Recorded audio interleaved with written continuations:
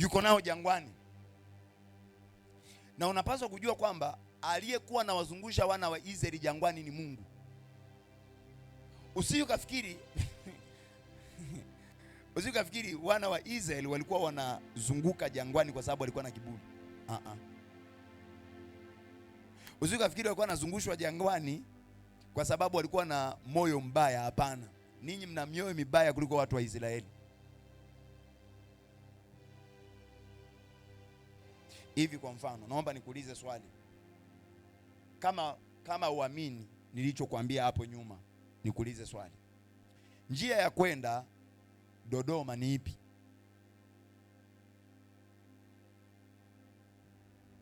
Sema kwa sauti. Wewe, njia ya kwenda Dodoma ni ipi? Si una mic hapo? Unajua hata Dodoma kweli? Wewe maenda Dodoma? Umaenda Dodoma? Njia ya kwenda Dodoma ni ipi? Unapita wapi kitoka hapa? Morogoro Road. Ukitoka hapo unaenda kituo gani? Kuanzia Sangeni. Yaani kuanzia Mbezi. Lazima vituo vikubwa. Kibaha. Mlandizi. Maili moja. Chalinze. Msata. Msata unakuwa unaenda Tanga? Ana hiyo sinaenda ni Tanga huko Arusha. Au kuna mahali fulani naganyika? Sawa. Msata sasa, okay, na kadhalika. Mwingine unaweza kupita ya Iringa, ukifika pale Iringa unaingia Dodoma, si ndivyo? Haya, sasa tuchukulie kwamba sasa tunaenda, tuseme safari yetu tunaenda sasa, tuseme tunaenda Arusha. Arusha inabidi upite hapa, aidha upite hiyo ya Chalinze uende Mkata unyoke mpaka Tanga, Moshi, Arusha, si ndivyo? Na hivyo sasa mimi sasa ndio Musa. Safari yetu tunaenda Arusha, Uchagani. Ndio nchi ya ahadi. Sema amina. Sema amina, mtu wa Mungu. Ndio tunaenda huko. Sasa Wachaga wamefurahi. Lakini hatuendi kutambika. Sasa nisikilize, tunaenda nchi ya ahadi ni Arusha kwa mfano. Alafu sasa mimi nasema twende sasa. Mimi ndo kiongozi. Kwanza tunaanza safari, inaanzia hivi. Hapa sasa ndo Misri, tunatoka Misri sasa tunaenda Kanani. Kwa hiyo tunaanza kwenda Posta. Jamani, sasa tunaenda Arusha. Wote mnakujua Arusha. Sio kwamba nyewe wote ni wageni Arusha. Arusha mnakujua. Alafu tunaanza kwenda Posta. Wangapi watakubali? Kwa ninyi wote hapa ni waasi tayari. Mungu anakuja na wapigana tauni. Kwa nini hamkumsikiliza mtumishi wangu Musa? Wewe unaonaje wana hizo unapowasoma? Walikuwa na kiburi sana, si ndivyo? Thank you. Baadaye wana wa Israeli wanatubu, Mungu tusamee. Kwa wanaanza kumfuata. Wanafika pale wanakutana na bahari ya Hindi. Si mnajua hapa pana bahari ya Hindi? Ni bahari ya Tanzania, lakini kwa sababu sisi ni wakoloni wapumbavu kabisa, bahari yetu ya Tanzania tunaita bahari ya Hindi. Huo ni upumbavu na ni ukoloni. Na mamlaka zinajua ni upumbavu na ni ukoloni. Bahari yetu naita bahari ya Hindi. Does that make sense? Yaani huku ni India. Sisi ni kama tumerogwa akili, kasoro mimi tu, ndio maana nasema. Twende bahari ya Tanzania hapo. Tunafika pale Posta. Kuna njia ya kuzunguka huku. Alafu kumbuka alikuwa anaongozwa na nguzo ya moto, si ndivyo mchana? Ile nguzo inaonyesha katikati ya bahari. Sasa mimi nyewe mnaanza kulia, mnaona watesi wanakuja nyuma. Watesi wanakuja, mimi nawaambia tunapita hapa. Mnalia, hata mimi mwenyewe kwanza nashangaa. Tunapitaje hapa? Nyewe mnapiga makelele. Alafu Mungu anasema, mimi naambia Mungu, unaona watu wananilia, naambia wewe mbona na wewe umesimama kama wao? Endelea mbele. Mungu, naendelea mbele wapi? Naendelea mbele huku. Sasa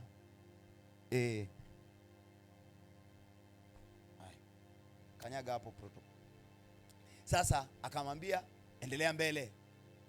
Endelea mbele. Sasa unaendelea mbele wapi? Mbele ni bahari.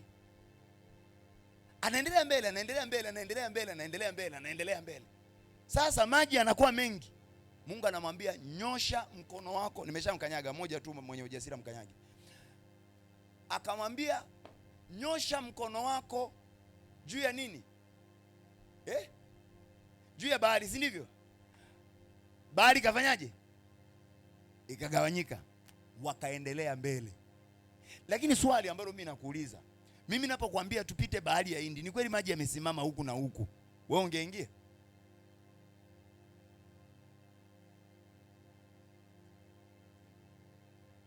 Nataka nikutoe kwenye kiwango cha kuona wana wa Israeli kama ni wabaya sana kuliko wewe. Wakapita, maji yakarudi. Ndio nyimbo zikatungwa pale, farasi na mpanda farasi wameanguka, wametoswa baharini. Nasema kwa jina la Yesu, farasi na mpanda farasi wa maisha yako watoswe baharini kwa jina la Yesu. Now listen to me. Unaona, kwa mfano, kwa tunaona wana wa Israeli kama ni wabaya kwa sababu ni kama walikuwa sio wasikivu. Tunaendelea.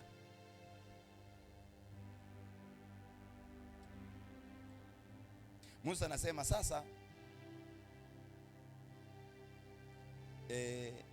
tunataka tupande mlima. Wingu linaonyesha kupanda mlimani. Njia ya kwenda Kanani hapa, kwenda Kanani na Misri ni safari ya mwendo wa siku 4 kwa kutembea kwa mguu. Walitembea miaka mingapi? Wewe ungemwelewa Musa?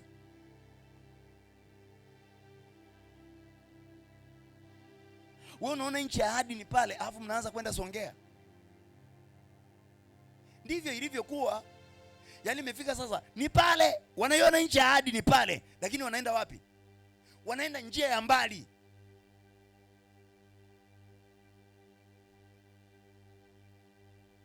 Sasa ikafika mahali wakakasirika. Wamekula sana mana, wamechoka. Biblia inasema wakamnungunikia nani? Musa. Walipomnungunikia Musa, ndio hiyo hesabu sasa inaanza. Lakini kuna kitu mekaelewa kuhusu wana wa Israeli, sio? Najua uko unachukulia kirahisi tu. Kuna watu hapa nawaambia tunaenda Santika, wameshajiandaa, yani wao hawataki kwenda. Hao ndio waasi kuliko wana wa Israeli.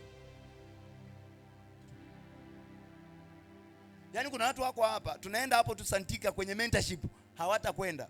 Hao si waasi kabisa. Watu wa Mungu, haleluya. Kuna waasi hapa, waasi, haleluya.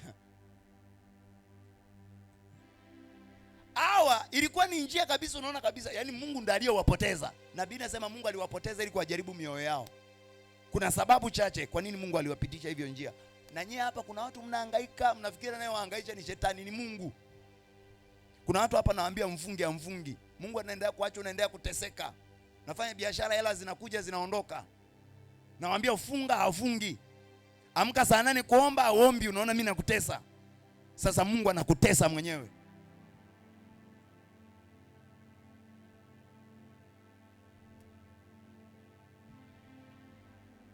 Mimi nikikuelekeza kitu ukakataa, Mungu atakuelekeza mwenyewe. Sasa njia ya Mungu kuelekeza ni ndefu, kwa sababu siku moja kwa Mungu ni sawa. Yaani miaka 1000 hapa duniani kwa Mungu ni kama siku moja. Kwa hiyo Mungu hata haoni kama amekuchelewesha. Si ndio tunaohesabu miaka 40, lakini yeye bado ni saa 2 asubuhi. Wewe unaelekea miaka 39, una mme. Yaani yeye ndio kwanza anaona kama na miaka 20. Hana hata habari. Ni saa 2 asubuhi, miaka 50. Nataka niwaambieni kitu cha ajabu sana. Kuna dada moja alikuja kwangu ana miaka 52. Na nisikia anachowaambia.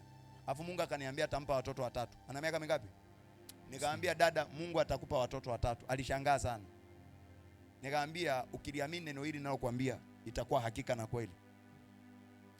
Akaniambia mimi sasa nitazaa kweli watoto 3, itawezekana hata kama moja tu? Nikamwambia wewe Mungu atakupa mmoja, atakupa 3. Kama sikosei sasa hivi, na huyu ni mwezi wa ngapi? Wa 3. Ndio maana nikamwambia hata kitoka mtu kwa wafu akawaambia watu hawataamini habari.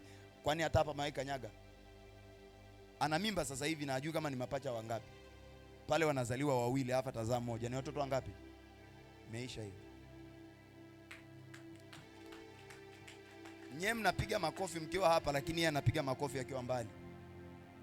Anaona hata kama unanitazama na kusema hivi, unaona ni mbali kusafiri kutoka Mbeya.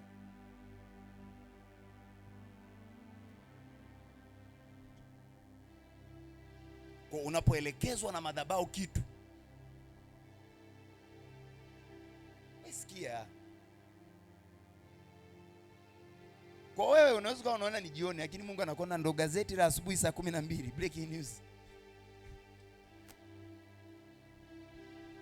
Sasa ukitaka uoperate kwenye right season, awepo mtu unayemsikiliza ambaye ni Musa wako. Haleluya. Naweza nikaa sijakamilika na naweza nikaa nakukela, lakini kama Mungu ndiye ameniita niwe baba yako, nikulee, usiponisikiliza utapita njia ndefu sana. Ndefu sana. Mzee wangu Sichembe, mimi nilichelewa shule miezi mitatu. Sikwenda kwa sababu baba yangu alikuwa amefiwa, kwa hiyo nilikuwa namhudumia. Alikuwa bado katika hali ya uchungu, kwa hiyo nikakaa naye miezi mitatu. Nilichelewa masomo kweli. Lakini nataka nikwambie hata waliowahi hawakufanya mtihani. Maana ilikuwa ni kipindi cha corona tayari. Mjanielewa nilichokisema?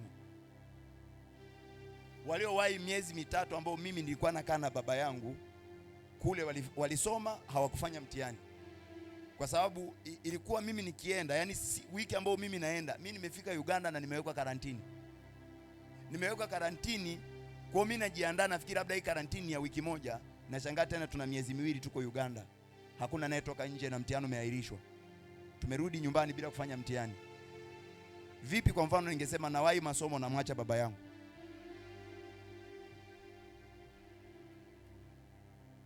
Sio kama kuna mtu anayenielewa ninachokisema. So ukikataa kumsikiliza baba yako, unaweza kufikiri unaharakisha. Watu wanaweza, mimi kwa mfano, kuna watu wameanza hata biashara zao, hawajataka kunishirikisha. Na waacha waende. Lakini najua njia wanayoenda ni mbali. Mimi nikikwambia ukianza hiki kitu nafanikiwa, mimi nikikutamkia mimi, ujue utafanikiwa. Sasa hii kanuni ina work zaidi kwa watu ambao ni wanangu. Wakati natoka ofisini nikasikia sauti inasema hivi, waambie watoto wako. Hebu sema watoto wako. Watoto wako. Mungu alichoniambia leo niwaambie. Nikasikia sauti inasema waambie watoto wako kwenye hii mentorship inaanza Jumatano, asiwepo mtu atakayekosa. Watoto wangu. Kwa ambaye si mtoto, yani kwa sababu yoyote ile.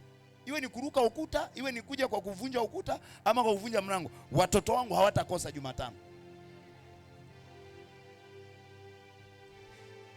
Mimi ninasikia niwatangazia kwa hapa kanisani walio watoto wangu. Kwa mimi wanangu nitawajua Jumatano. Maana kuna kitu kinaenda kuzaliwa. Sasa kinazaliwa watoto wangu wakiwepo. Namwangalia wa Kibaha. Mbona saa 12 alikuwepo hapa? Huyu alitoka Kibaha, aliwahi hapa saa 12 yupo. Hawa wanangu hawa walitoka Kivule, walilala hapa usiku. Baba amesema ibada saa 12. Watu wengine tu wa jirani watu wa Dodoma waliwahi, walikuja hapa asubuhi. Mimi naingia hapa, wapo watu wametoka Dodoma, wametoka Morogoro saa ngapi I don't know. Biblia inasema kondoo wanaisikia nini? Sauti yangu, na wanaifuata. If you are my son, kila mtoto atatamani kuona baba yake anafanikiwa, maana vya baba yake ni vya kwake. Haleluya. Haleluya. Kama nilivyo navyo si vyako, wewe si mwanangu. Wanangu nilivyo navyo ni vya kwao. Sasa Mungu akamwambia Musa, hii kazi ni nzito kwa sababu uko peke yako. Akasema sasa sikiliza, weka hilo andiko hapo. Akasema Mungu umeniita kwa kazi hii, mimi natamani kufa. Okay, want to go. Nataka tusome kwa speed. Umande ulipoyaangukia marago wakati wa usiku, hiyo maana ilianguka pamoja nao. Mstari wa 10. Twende haraka. Watu, naomba twende speed. Ukatoka mto katika You people, you have demons. Naomba mtu mmoja afungue manyo, hao watatuweka. Tuko Kutoka sura ya Hesabu sura ya 9 mstari wa okay, inasemaje?